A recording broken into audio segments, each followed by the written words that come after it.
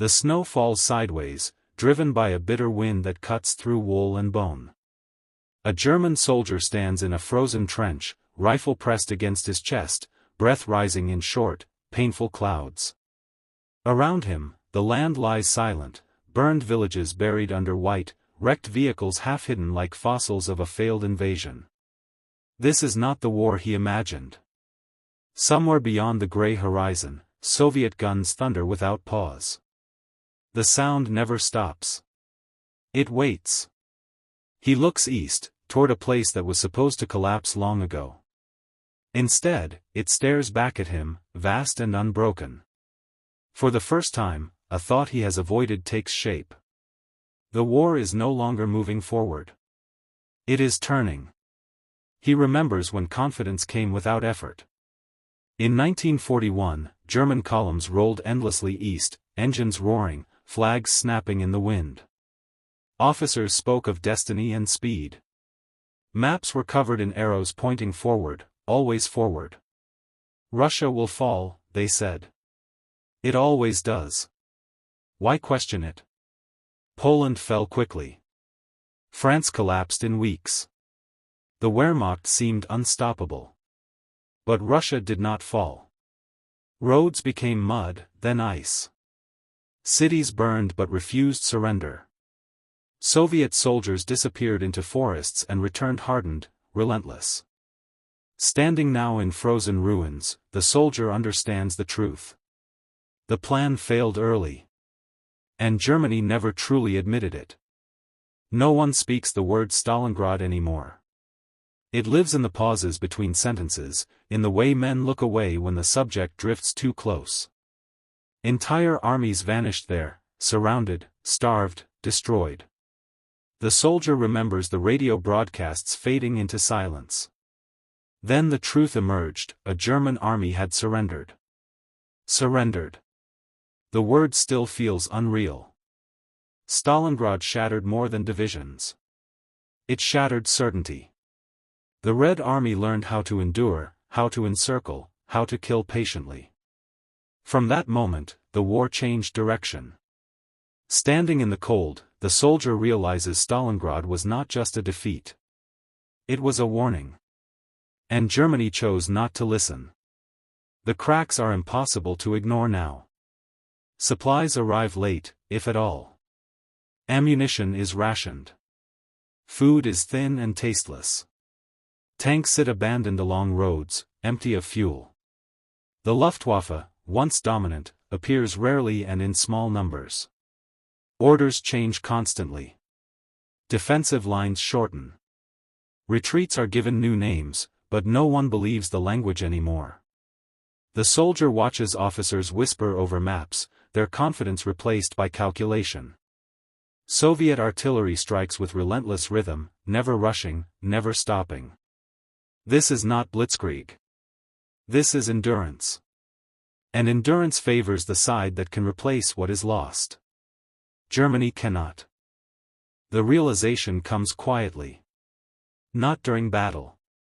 Not under fire. It comes at night, when the soldier looks at the men around him. Faces hollowed by hunger. Eyes dulled by exhaustion. No one speaks of victory anymore. They speak of surviving until morning. The Red Army advances with confidence, shaped by experience and fueled by loss. Every attack feels deliberate. Inevitable. The soldier finally admits what he has avoided. The Wehrmacht is not temporarily struggling. It is being worn down, slowly, carefully, completely. Germany is no longer conquering the East. The East is consuming Germany. And this is only the beginning. Commanders speak of one final turning point. One decisive blow that will restore balance.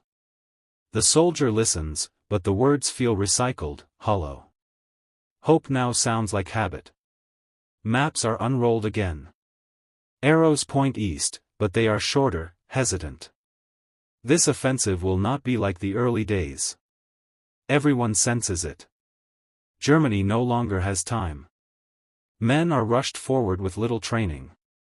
Equipment is repaired again and again, patched beyond reason. Every remaining reserve is gathered for what officers quietly call the last chance. The soldier understands something grim. This is not confidence. This is desperation disguised as strategy. The attack begins at Kursk beneath a sky thick with smoke. German tanks surge forward, engines straining, only to meet a storm of fire. Mines erupt beneath tracks. Artillery slams down with terrifying accuracy. The Soviets are waiting. This is no surprise defense. It is preparation perfected. Waves of German armor burn in the open fields. Anti-tank guns appear where maps said nothing existed. The Red Army absorbs the blow, bends, and strikes back immediately. The soldier watches tigers and panthers die, once invincible machines reduced to twisted metal. For the first time, he understands the truth. The Soviets know how Germany fights. And they have built a battlefield designed to kill it. The days after Kursk feel heavier than defeat. There is no breakthrough. No moment of recovery. Only losses that cannot be replaced. Veterans are gone. Armor is gone. Air support fades faster than expected. Germany spends its last strength here, and the Red Army survives it. The soldier senses the shift immediately. Soviet attacks grow bolder. German defenses feel thin, fragile. This battle was meant to change everything. Instead, it confirms the worst fear. Germany has no second chance left. From now on, every battle will be fought weaker than the last. Once, the sound of aircraft meant protection. Now, it means danger. Soviet planes dominate the sky, appearing daily, sometimes hourly. They strafe roads, destroy supply columns, and hunt anything that moves. German anti-aircraft fire feels desperate, ineffective. The Luftwaffe is no longer a shield. It is a memory. The soldier learns to fear daylight. Movement becomes slow, cautious, constant calculation. Even retreat is risky. Without control of the sky, nothing feels secure. Positions are exposed. Supplies vanish before reaching the front. The Red Army fights with confidence now. They know they are winning. After Kursk, something breaks completely. Not in command. Not in equipment. In belief. The soldier sees it in the men around him. Conversations shorten. Jokes disappear. No one asks when victory will come. They already know the answer. The Red Army advances steadily, methodically, without urgency. Time is on their side. The soldier finally accepts the truth in full. This war cannot be turned. Germany is no longer fighting to win. It is fighting to delay the inevitable. And the Soviets are coming, closer, stronger, unstoppable. After Kursk, the war no longer pauses. The Red Army attacks again and again, never allowing German units time to recover. What once felt like separate battles now feels like a single, endless push. Defensive positions barely exist before they are tested. The soldier senses the change immediately. Soviet assaults are faster, better coordinated, and supported by relentless artillery. There is no hesitation anymore. German counterattacks are smaller, weaker, predictable. For the first time, the soldier realizes that initiative, the invisible force that once defined German warfare, has vanished. Germany no longer controls when or where battles happen. The Red Army does. At first, retreat felt temporary. Now, it feels permanent. Orders arrive to fall back again, and no one asks how far. Trenches are abandoned almost as soon as they are dug. Villages are defended briefly, then left behind under cover of darkness. The soldier marches west through landscapes already destroyed by earlier fighting. Burned houses offer no shelter. Roads are clogged with broken vehicles and exhausted men. No speeches accompany these movements. No explanations. Retreat has become routine. And routine has stripped it of shame. What frightens the soldier most is not Soviet numbers. It is Soviet learning. Each encounter reveals sharper tactics, tighter coordination, greater confidence. Artillery targets German positions with precision. Infantry advances with discipline. Armor moves with purpose. This is no longer an army surviving by sacrifice alone. It is an army that has mastered modern war. The soldier understands now that Germany is facing a version of the Red Army forged by defeat, and improved by it. An enemy shaped by suffering is not easily stopped. Fear spreads quietly. Men glance at maps and realize how small the space behind them has become. Encirclement is no longer a rumor, it is an expectation. Stalingrad's ghost follows every decision. No one wants to be trapped again. The soldier notices hands shaking during weapons checks. Voices lower during conversations. Sleep becomes brief and restless.